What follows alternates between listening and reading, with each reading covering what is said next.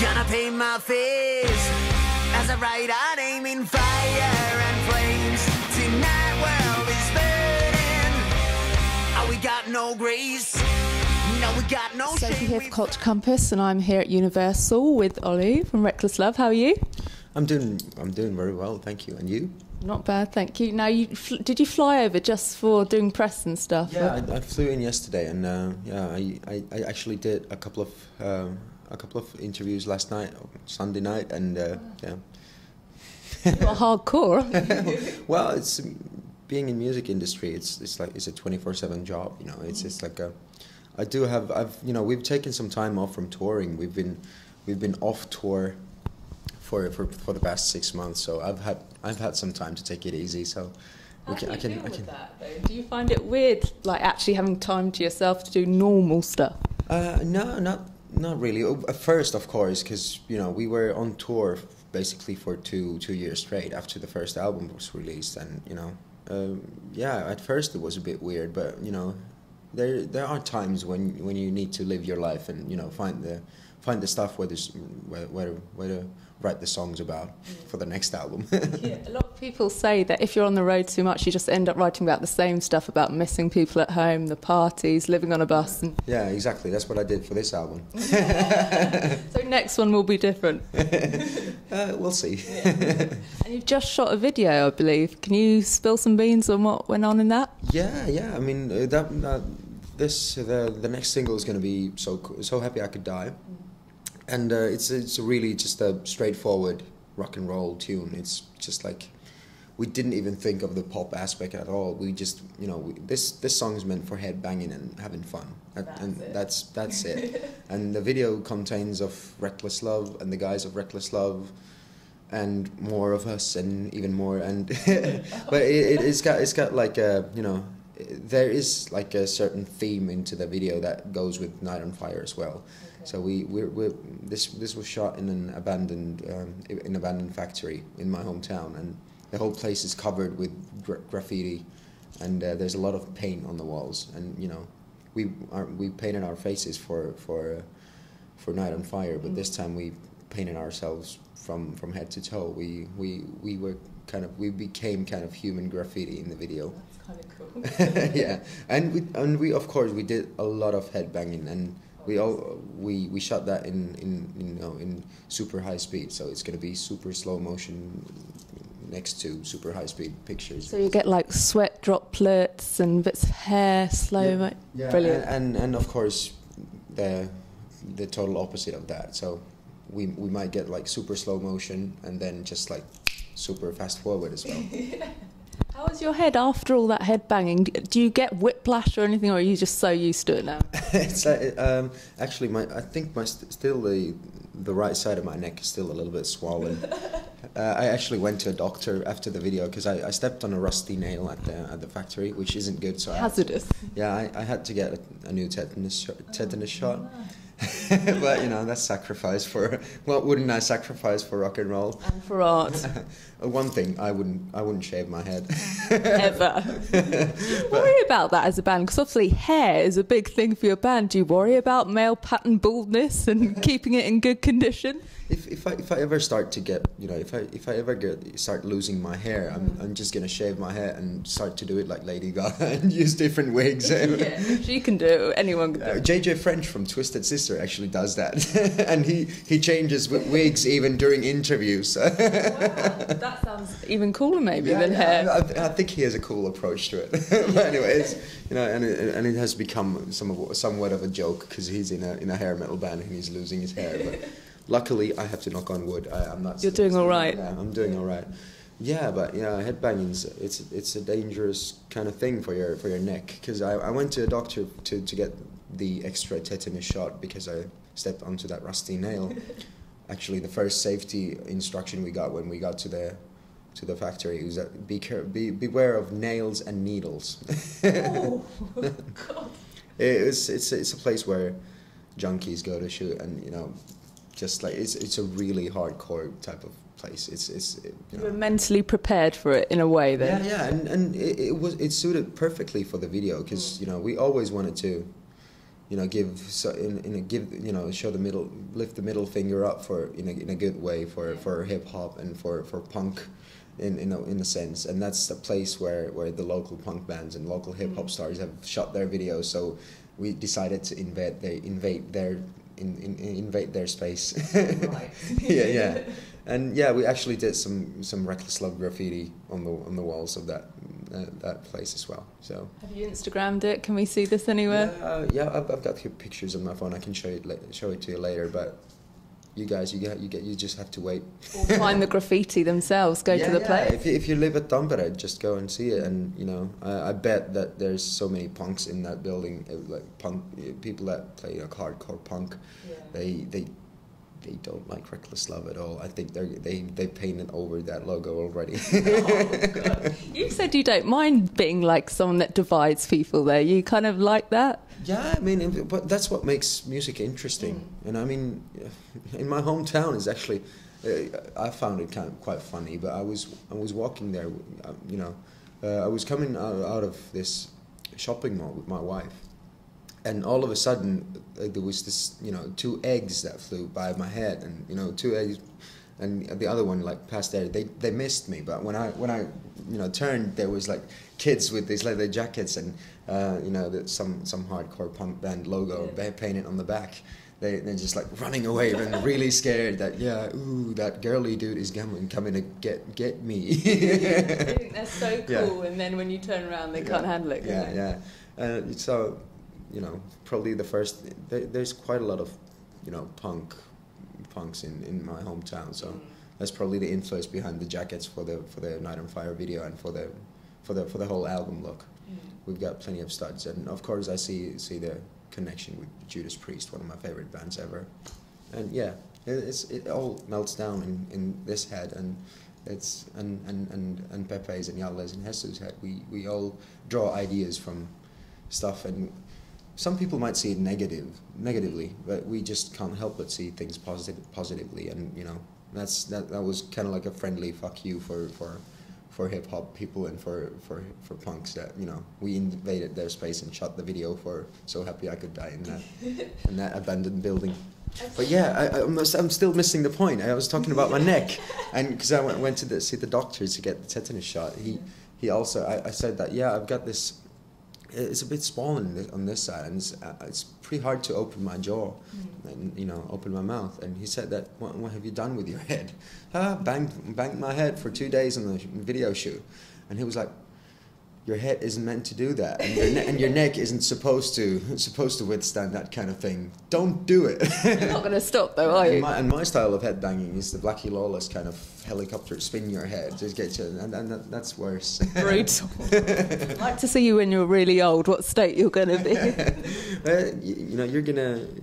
You're gonna observe that in the video of So Happy I Could Die. It's full of head banging, full of painting, and full of throwing buckets full of paint on top of each other. That's the way we want it, really. Talking about your body and looking after yourself, I hear this album is really pushing you vocally. Yeah. So how have you prepared yourself for the tour in October? Have you got new exercises you're doing or new potions? Or? Not really. I think it's a mental kind of preparation that I've done. I thought of getting some vocal coaching for the tour, but it seems that the 2 years of touring has done me good, and I'm a self-taught. I've taught myself to sing.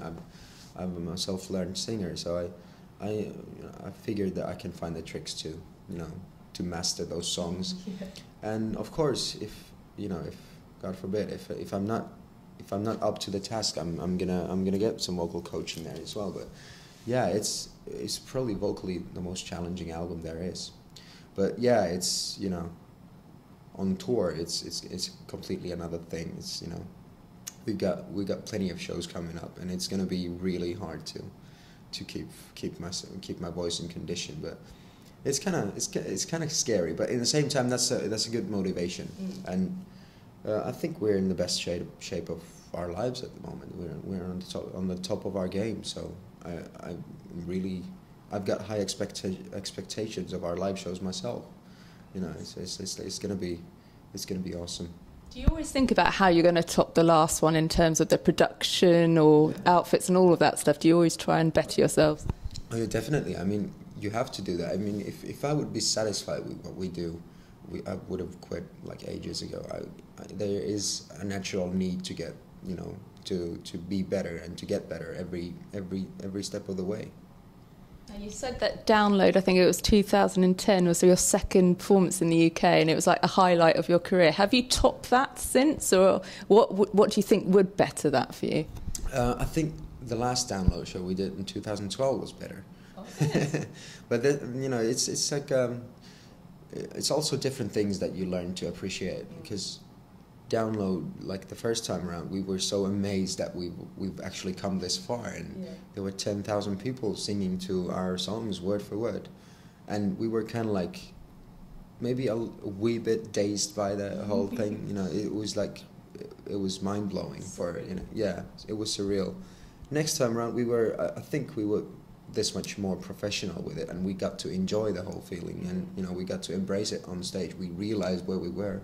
We knew how to take advantage of the situation and, you know, make it even better. So I think we definitely took the step up with that one. In terms of the album spirit, when you made it, did you think we've got to make songs that are better to play live? Is that always in your head about how it is when you play live, or just... We tend to forget, like, I want to forget what, you know, I don't think of the live situation at all. I mean, the less there are limits to your songwriting, the better, because that you know, that frees your mind and that frees your creativity. I mean, that's the way to write songs. I mean, if you limit yourself with something, why bother doing it? You know. Stifles your creativity. Yeah, I mean, you know, I mean, you write better. I think we write better songs when the less there are limits. I mean, that's just the way it works for us.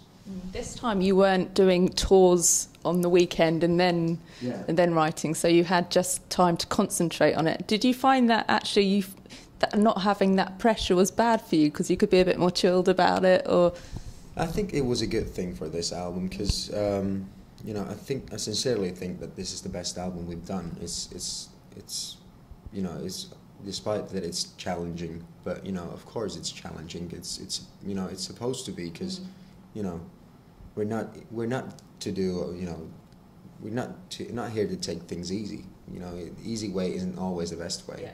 And you know, if I've chosen the career of a musician, that should like already say it. I mean, there are easier ways to get your money. That's for sure. But yeah, it's like a... What was the question again? Not having the pressure of having to juggle tour and studio time. Just I think it was, you know, it worked for Animal Attraction. I think it worked really well for that album, because after the first album, there is always the difficult second album, and you know, let's not overthink it. And that was the best way of approaching it. And I actually insisted on, you know, doing it while we were on tour, because that way we didn't have the time to overthink it, and that it, you know, I think it came out naturally that way. And it, you know, actually sold gold in Finland. It's, you know, it's so far our most successful album now, when Spirit's not out yet. And then skyrockets. Yeah, hope so. We keep our fingers crossed, and you know, but anyway, it's you know, that's the way, you know. I think it just worked better for Spirit to take the time off, and because, you know, we were on the road for 2 years straight, so obviously it's gonna, you know, the band, like it's swelled together, it melts together, and things start working really smoothly. But in the end, when you just endlessly tour, it's gonna, you know, it's gonna wear you down a little bit, and then it becomes less fun. And if it becomes less fun for us, then it's missing the whole, like, it starts to lose its original purpose, because we're here to, you know, play in the best party in the world, which travels to the next location, where, you know, then to the city after city. We are there to, like, entertain, and we're there to provide you the soundtrack for the best party of your lives. And you know, if you start to feel like, okay, maybe it isn't like as fun as it used to be because I'm this tired, I need to, you know, I need to kick myself too much. You know, I can't focus on this because, you know, and I don't think that I felt that, but looking back at it now, you know, after the UK tour, if we would have continued, that would have probably started quite early. You know, if we would have just kept on touring, it would have worn us down pretty quickly. And this past 6 months, as I said, it has given us the chance to live the life, to get the experiences, where to write more songs, and of course, when you take, there was a song by Cinderella that you don't know what you got until it's gone, which is so true with this, because I mean, being away from the tour for 6 months was weird, and after that, it's the weirdest part is that, you know, you start to feel the urge to get back on the road as soon as possible, and you know, the whole band is like falling apart from the seams. We're bursting of excitement, thirsty for it. Yeah, we're really like hungry for more. It's like we've, you know, it's like getting on tour for the first time. It's like we're really waiting to get back on the road. Energized. Yeah, exactly. But there are still so many things to take care of before that. Like what? Tell me.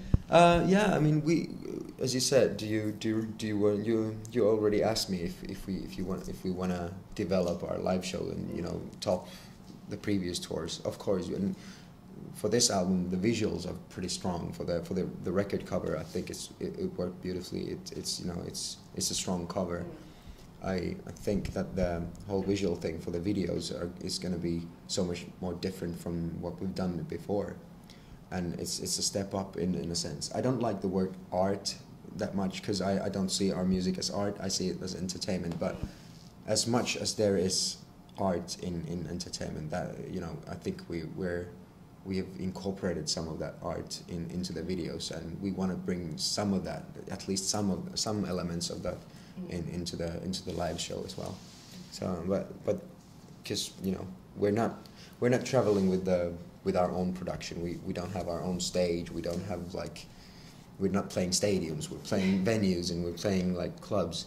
So it all comes down to what can we do at which club and where and when, and, you know, is O2 Islington gonna let us throw buckets full of paint? We'll see. We can try, can't we? Yeah, can always ask. Yeah. Now, when it comes to the name of the album, I heard that it was quite argumentative when you were trying to come to the final decision. What were the ones that didn't make the cut? The ones that other band members thought maybe that's stronger, or that like more than Spirit? The strongest candidate that didn't make it was Tribe, and, you know, because there is, like, when we toured with we opened for Black Veil Brides, BVB, and we opened for Kiss, and, you know, all these bands that have an army of fans, and there's BVB Army, there's Kiss Army.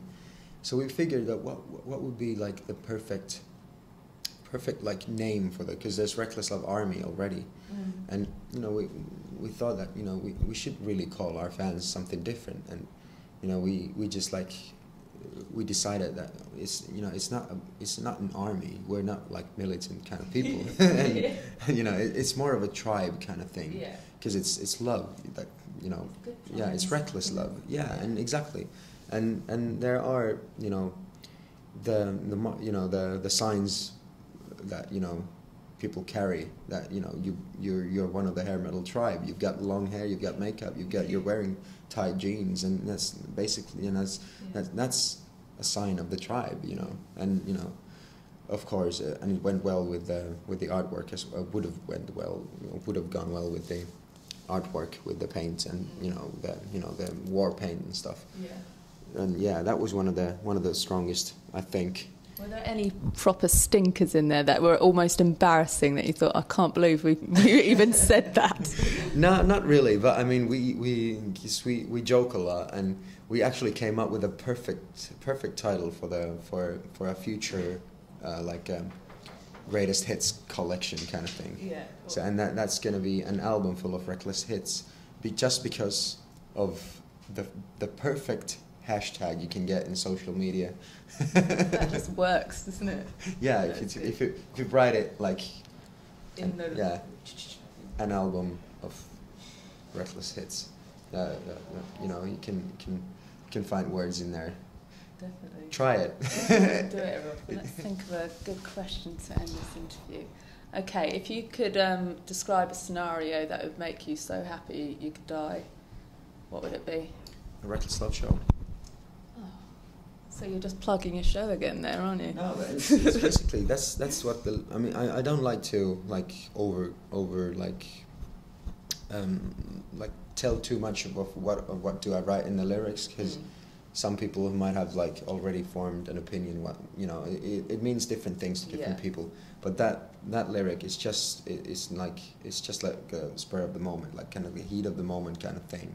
And usually that's the feeling that you get on stage when everything's going well and you're like, you feel like you're the king of the world, and you know, it's just like it's unreal. You can't top it. Yeah, it's like being on the, you know, performing at Download when people sing your songs and you're doing well on stage and everything is going smoothly. It's the feeling you get is you're so happy you could die, because you could die as a happy man. I don't want to die. No. Leave your guns at home. Don't kill me on stage. No more people with eggs either, preferably. Yeah, eggs are better than guns. Well, yeah, that is true. Okay, so October the 1st, you start the tour in the UK? Yeah, I believe so, yeah. Okay, and the 2nd of September, the album is out? Yeah. Okay, so everyone buy it, go to the shows. Thank you very much.